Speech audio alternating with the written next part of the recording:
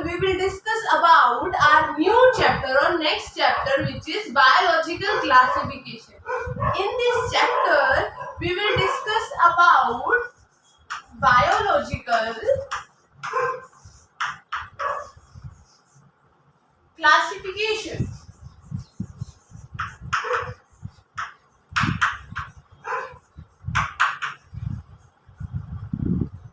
Biological classification. In this chapter, we will discuss about biological classification. देखो classification क्या होता है वो हमने प्रीवियस चैप्टर में डिटेल में स्टडी की, ठीक है. अब हम इस चैप्टर में स्टडी करेंगे biological classification. Biological related word है किससे? लिविंग ऑर्गेनिज्म से. किससे? लिविंग ऑर्गेनिज्म से. इस चैप्टर में हम लिविंग ऑर्गेनिजम्स की क्लासिफिकेशन के बारे में स्टडी करेंगे, ठीक है. दैट्स व्हाई हमने इस चैप्टर का नाम क्या रखा हुआ है? बायोलॉजिकल क्लासिफिकेशन, ठीक है. तो अब देखो तुम्हारी एनसीईआरटी बुक में सबसे पहले दी हुई है एक्सप्लेन दी हुई 2 किंगडम क्लासिफिकेशन, उसके बाद एक्सप्लेन दी हुई है डायरेक्टली 5 किंगडम क्लासिफिकेशन. देखो एनसीईआरटी के अकॉर्डिंग तो चलेंगे, लेकिन अगर हम कॉम्पिटिटिव की बात करें तो उस प्रोस्पेक्टिव से भी हम तैयारी करेंगे, ठीक है. तो अगर हम वैसे देखें तो जो एनसीईआरटी में है उसमें काफी अच्छे से लिखा हुआ है, बट कुछ टॉपिक है जो इम्पोर्टेंट है बट एनसीईआरटी में नहीं है.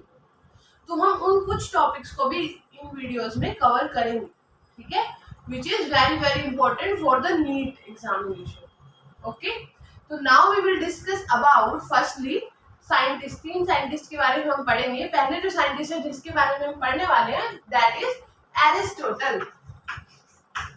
His name is Aristotle. Very famous scientist. ठीक है, वेरी फेमस. फेमस क्यों है? क्योंकि एरिस्टोटल को हम फादर ऑफ बायोलॉजी भी कहते हैं. Father of biology. Aristotle is also known as father of biology. And Aristotle is also known as, Aristotle को हमने क्या नाम और दिया था? Father of zoology. ऐसा नहीं है कि उसने बायोलॉजी में सिर्फ जूलॉजी को ही एक्सप्लेन किया हुआ है. जूलॉजी का मीनिंग होता है स्टडी ऑफ एनिमल्स, ठीक है, और बॉटनी का मीनिंग होता है, बॉटनी का क्या मीनिंग होता है? स्टडी ऑफ प्लांट्स, ठीक है. ऐसा नहीं है कि एरिस्टोटल ने सिर्फ जूलॉजी की स्टडी की दैट्स व्हाई उसको फादर ऑफ जूलॉजी नाम दिया गया. नहीं, एरिस्टोटल ने बायोलॉजी की डिटेल में स्टडी की है, लेकिन एरिस्टोटल का सबसे ज्यादा कंट्रीब्यूशन था जूलॉजी में, ठीक है. जूलॉजी में सबसे ज्यादा कंट्रीब्यूशन किसने दिया था? एरिस्टोटल ने. That's why he is known as father of zoology. But botany क्यों नहीं कहा? क्योंकि एक और साइंटिस्ट ना जिसने बॉटनी में इसके कंपैरिजन में ज्यादा वर्क किया था, सबसे ज्यादा कंट्रीब्यूशन दिया था, उसको हमने नाम दिया था फादर ऑफ बॉटनी, ठीक है. उसके बारे में हम पढ़ेंगे. तो सबसे पहले समझ में आ रहा है Aristotle. Who is Aristotle?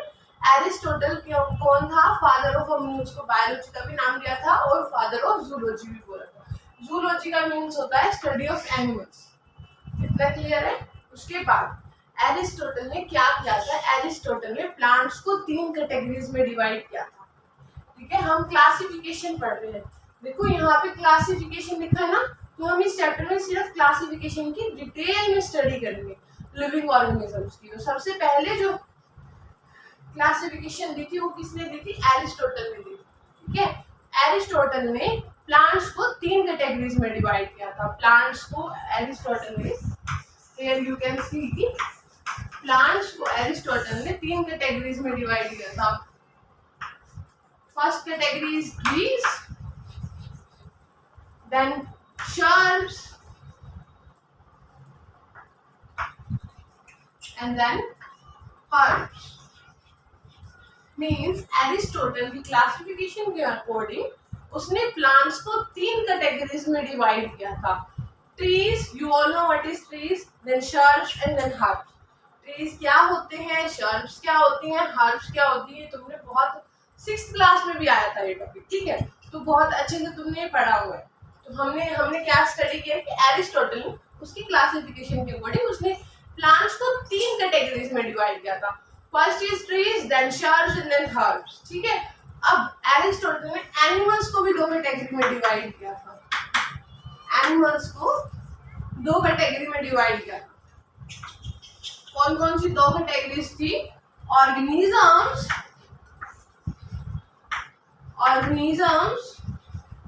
who have RBCs, ठीक है। ऑर्गेनिजम्स, ऐसे ऑर्गेनिजम्स जिनके पास RBCs हैं, और organisms who do not have RBCs, means ऐसे दो कैटेगरीज में डिवाइड किया था। आरबीसी तो सबको पता होगा, रेड ब्लड कॉर्पसल्स या फिर रेड ब्लड सेल्स भी हम इनको कह सकते हैं, जो हमारे ब्लड में प्रेजेंट है, जिसकी वजह से इस आरबीसी में क्या प्रेजेंट होता है? हीमोग्लोबिन प्रेजेंट होता है, जिसकी वजह से हमारे ब्लड का रंग लाल होता है, ठीक है, रेड होता है। तो वही आरबीसी की बात की हुई है। तो इसने किन कैटेगरीज में डिवाइड किया था? फर्स्ट इज ऐसे ऑर्गेनिज्म जिनके पास आरबीसी है, और ऐसे ऑर्गेनिज्म जिनके पास आरबीसी नहीं है। तो ये उसकी क्लासिफिकेशन थी, एरिस्टोटल की क्लासिफिकेशन। सबसे पहले उसने क्लासिफिकेशन दी थी, और इस क्लासिफिकेशन को हम आर्टिफिशियल क्लासिफिकेशन भी कहते हैं। आर्टिफिशियल क्लासिफिकेशन भी कहते हैं। This classification is known as artificial classification. और हम इसको आर्टिफिशियल क्लासिफिकेशन क्यों कहते हैं? Because it is not based on, इस पे बेस्ड नहीं है, एक्चुअल ऑब्जर्वेशन पर बेस्ड नहीं है,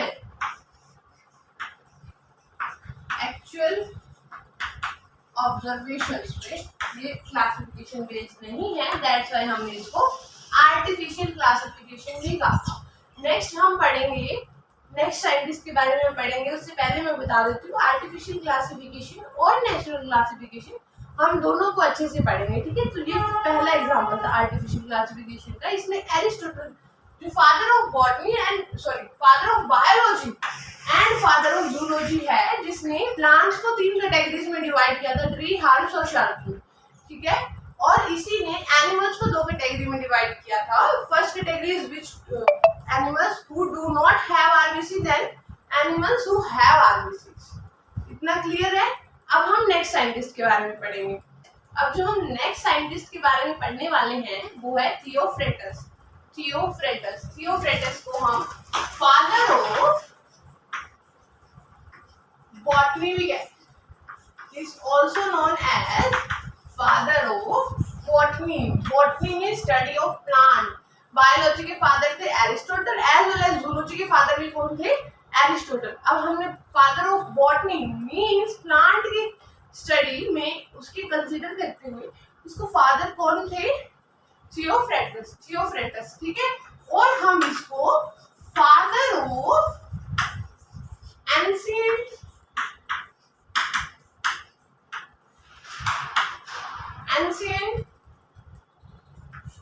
plant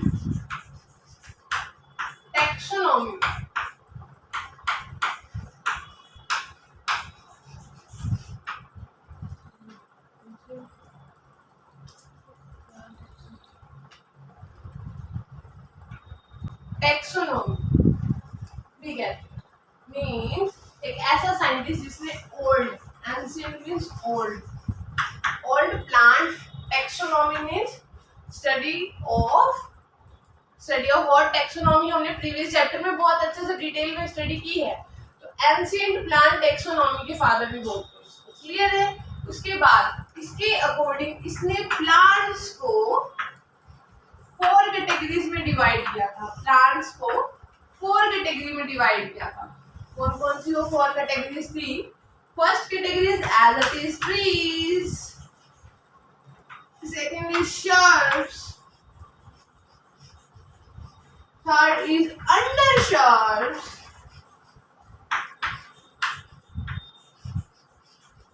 and fourth category is herbs। इसने प्लांट्स को 4 कैटेगरी में डिवाइड किया था। कौन कौन सी कैटेगरी थी?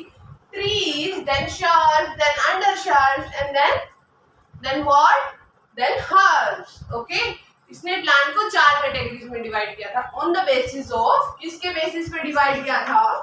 On the basis of their growing habitat. Growing means जहां ये ग्रो करते हैं, हैबिटेट मतलब वो जगह जहां ये ग्रो करते हैं. ठीक है, on the basis of their growing habitat इन्होंने 4 कैटेगरीज में डिवाइड किया था. First is trees, then shrubs, then undershrubs, then herbs. ठीक है, and this is also artificial classification. It is also artificial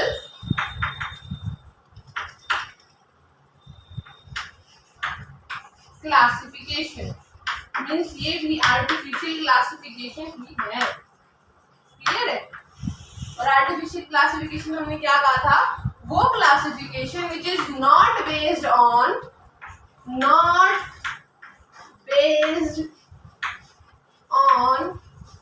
actual observation. ऐसी क्लासिफिकेशन जो actual observation पे based नहीं है. ठीक है, आफ्टर दैट हम अब उन साइंटिस्ट के बारे में पढ़ने वाले हैं, उनके बारे में पढ़ने वाले हैं, लिनियस के बारे में, कार्ल लिनियस के बारे में. ठीक है, जिसकी 2 किंगडम क्लासिफिकेशन थी और 2 किंगडम क्लासिफिकेशन एनसीईआरटी में गिवन. ठीक है, दैट मीन्स वो भी इम्पोर्टेंट है. जो नहीं है एनसीईआरटी वो भी कॉम्पिटिटिव पॉइंट ऑफ व्यू से इम्पोर्टेंट है. तो दैट्स वाई मैं वो भी कवर कर रही हूँ. और एनसीईआरटी का तो करना ही करना. ठीक है, लाइन टू लाइन एनसीईआरटी का तो हर एक टॉपिक कवर, हर एक वर्ड कवर. ठीक है, तो अब हम नेक्स्ट किसके बारे में पढ़ने वाले? लिनियस के बारे में. लीनियस के बारे में. कार्ल लीनियस को हम क्या बोलते थे? हमने प्रीवियस चैप्टर में डिस्कस किया था कि हमने इसको क्या नाम दिया था? Father of taxonomy. हमने यही बोला था ना, फादर ऑफ टेक्सोनॉमी. कौन था? लीनियस. कार्ल लीनियस क्या था? फादर ऑफ टेक्सोनॉमी था. अब हम डिस्कस करेंगे इसके 2 किंगडम सिस्टम ऑफ क्लासिफिकेशन. तो इसने क्या दिया था? 2 किंगडम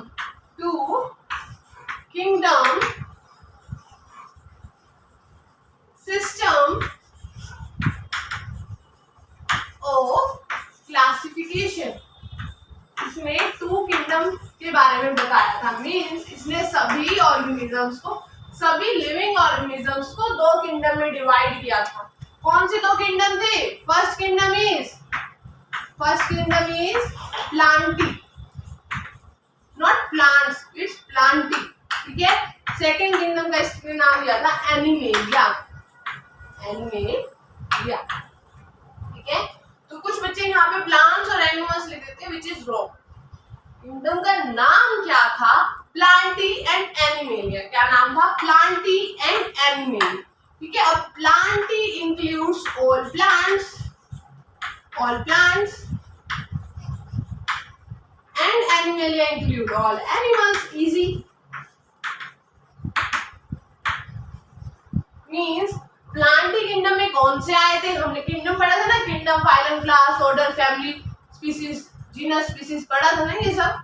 तो अब हम इसके बारे में बात करें किंगडम के बारे में. तो किंगडम, इसने 2 किंगडम के बारे में बताया. That's why this is known as 2 kingdom system of classification. ठीक है, इस सिस्टम में कौन से 2 किंगडम के बारे में हम पढ़ेंगे? First is Plantae and next is animalia. सभी प्लांट्स को उसने प्लांटी में डाल दिया था और सभी एनिमल्स को उसने एनिमल कैटेगरी में डाल दिया. अब यहाँ ध्यान देने वाली बात ये है, ये भी आर्टिफिशियल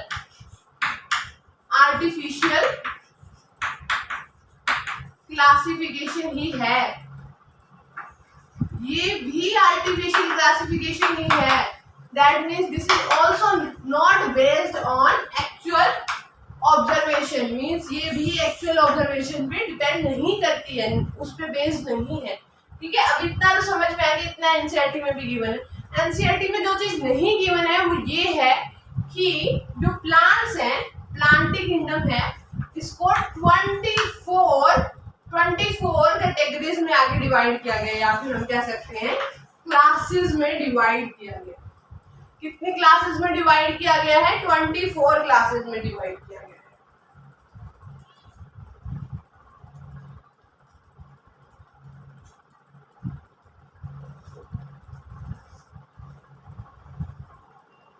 24 क्लासेस में इसको डिवाइड किया गया। अब इसके बाद हम देखेंगे कि इस क्लासेस में किस बेसिस पे डिवाइड किया गया, on the basis of stamen and carpel की बेसिस पे इसको डिवाइड किया गया है। अब ध्यान से देखोगे तो स्टैमेन और कार्पल क्या है, तुमने क्लास 10th क्लास 11th का सिलेबस पढ़ लो ना, तो क्लास 10th में तुमने स्टडी किया होगा रिप्रोडक्शन चैप्टर, उसमें स्ट्रक्चर ऑफ फ्लावर याद है, स्ट्रक्चर ऑफ फ्लावर में याद है सेपल, पेटल, स्टेमेन, कार्पल पढ़ा था, ठीक है, या फिर हम इसको बोल सकते हैं एंड्रोशियम, गाइनोशियम, अगर ये ग्रुप में प्रेजेंट है, याद आया कुछ? तो यही उसी स्टेमेन और कार्पल की बात हो रही है, मतलब मेल और फीमेल पार्ट की बात हो रही है। मेल और फीमेल पार्ट मीन्स हम बोल सकते हैं ये क्या शो कर रहे हैं, इसके सेक्सुअल कैरेक्टर्स की बात हो रही है, ठीक है। तो ये क्या शो कर रहे हैं, किसके बेसिस पे उसने डिवाइड किया है इनको 24 क्लासेस में, स्टेमेन और कार्पल के बेसिस पे। स्टेमेन और कार्पल मेल और फीमेल पार्ट होता है प्लांट का, ठीक है, दैट मींस ये इसके सेक्सुअल कैरेक्टर को शो करता है, ठीक है। तो अब सेक्सुअल कैरेक्टर को शो करता है, इसीलिए इस क्लासिफिकेशन को सेक्सुअल क्लासिफिकेशन भी कहते हैं, सेक्सुअल क्लासिफिकेशन भी कहते हैं, also known as sexual classification. Means which classification is also known as two kingdom system of classification, that is sexual classification, क्योंकि उसने प्लांट कैटेगरी को 24 क्लासेस में, प्लांट ही को 24 क्लासेस में डिवाइड किया था, और वो 24 क्लासेस को किस बेसिस पे डिवाइड किया था, on the basis of their sexual character which is stamen and carpel. इतने क्लियर है? तो ये थी हमारी लीनियर्स की two kingdom system of classification. अब हम इसके डीमेरिट्स के बारे में पढ़ेंगे। हमें मेरिट्स तो समझ में आ गया कि उस अकॉर्डिंग ये बहुत एडवांस थी, क्योंकि इसने सभी प्लांट और एनिमल्स को कवर कर लिया था, ठीक है। तो अब हम पढ़ेंगे इसके डीमेरिट्स के बारे में। डीमेरिट्स क्या थी इसकी? डीमेरिट्स क्या थी इसकी? पहली डीमेरिट्स इसकी ये थी कि इसने डिस्टिंग्विश नहीं किया था। इसने क्या डिस्टिंग्विश नहीं किया था? इसने ये डिस्टिंग्विश नहीं किया था कि जो यूनिसेलुलर ऑर्गेनिज्म है और मल्टीसेलुलर ऑर्गेनिज्म है उनको अलग अलग डिस्टिंग्विश नहीं किया था, उन सबको एक ही कैटेगरी में डाल दिया था, यूनिसेलुलर और मल्टीसेलुलर ऑर्गेनिजम्स को, as well as prokaryotic and eukaryotic organisms को। अब तुमको पता है प्रोकैरियोटिक और यूकैरियोटिक कौन से ऑर्गेनिजम्स होते हैं? प्रोकैरियोटिक ऐसे ऑर्गेनिजम्स जिनमें बिफोर न्यूक्लियस, मींस वो ऑर्गेनिज्म जिनमें न्यूक्लियर मेम्ब्रेन डेवलप्ड नहीं है, दैट मींस उनका जो न्यूक्लियर मटेरियल है उनके साइटोप्लाज्म में ही प्रेजेंट है, ठीक है। मींस हम उनमें डिस्टिंग्विश्ड न्यूक्लियस नहीं ऑब्जर्व कर सकते। और यूकैरियोटिक कौन से होते हैं? जो हम हैं, मतलब हमारे में क्लियरली हम डिस्टिंग्विश कर सकते हैं कि दिस इज न्यूक्लियस, ठीक है। सेल के अंदर हम न्यूक्लियस को इजीली स्टडी कर सकते हैं। अब इसने ना तो प्रोकैरियोट और यूकैरियोट को डिफरेंशिएट किया था, ना ही इसने यूनिसेलुलर मींस ऐसे ऑर्गेनिज्म जो सिंगल सेल के बने हैं, और मल्टीसेलुलर ऑर्गेनिजम्स को डिस्टिंग्विश किया था। मल्टीसेलुलर ऐसे ऑर्गेनिज्म एक से ज्यादा सेल से बने होते हैं, ठीक है। और किनको डिस्टिंग्विश नहीं किया था? फोटोसिंथेटिक और नॉन फोटोसिंथेटिक्स को भी अलग नहीं किया था। मींस ऐसे प्लांट्स जो नॉन फोटोसिंथेटिक हैं उनको भी प्लांट्स कैटेगरी में डाल दिया। समझ आ रहा है? मींस फोटोसिंथेटिक और नॉन फोटोसिंथेटिक में भी डिफरेंशिएट ये नहीं कर पाया। इतना क्लियर है? इसके अलावा इसकी क्या डीमेरिट्स थी? इसकी डीमेरिट्स ये थी कि बहुत सारे ऐसे ऑर्गेनिजम्स थे जिनके कैरेक्टर्स ना तो प्लांट किंगडम से बिलोंग करते थे, ना एनिमल किंगडम से बिलोंग करते थे। कुछ उसने पुट तो कर दिए थे बट एग्जैक्टली वो उससे बिलोंग नहीं करते थे। और बहुत सारे ऐसे ऑर्गेनिजम्स थे जिनको हम क्लियरली नहीं कह सकते ये प्लांट से है, मतलब हम उन कैटेगरीज में इसको डिवाइड नहीं कर सकते, उसके कैरेक्टर्स डिफरेंट थे, ठीक है। अब उन डिफरेंट कैरेक्टर्स को भी हम पढ़ेंगे कौन से थे, पर वो हम two kingdom system of classification में ना पढ़ के 5 किंगडम सिस्टम ऑफ क्लासिफिकेशन में क्लियरली पढ़ेंगे, ठीक है। तो नेक्स्ट आवर क्लासिफिकेशन इज, अभी हम नेक्स्ट क्लासिफिकेशन के बारे में चलते हैं, विच इज नेचुरल क्लासिफिकेशन। अब तक हम जो क्लासिफिकेशन पढ़ रहे थे which is does not based on actual observation, means actual observation पे बेस्ड नहीं थी, आर्टिफिशियल क्लासिफिकेशन के बारे में पढ़ रहे थे। अब हम पढ़ेंगे नेचुरल क्लासिफिकेशन के बारे में, ठीक है।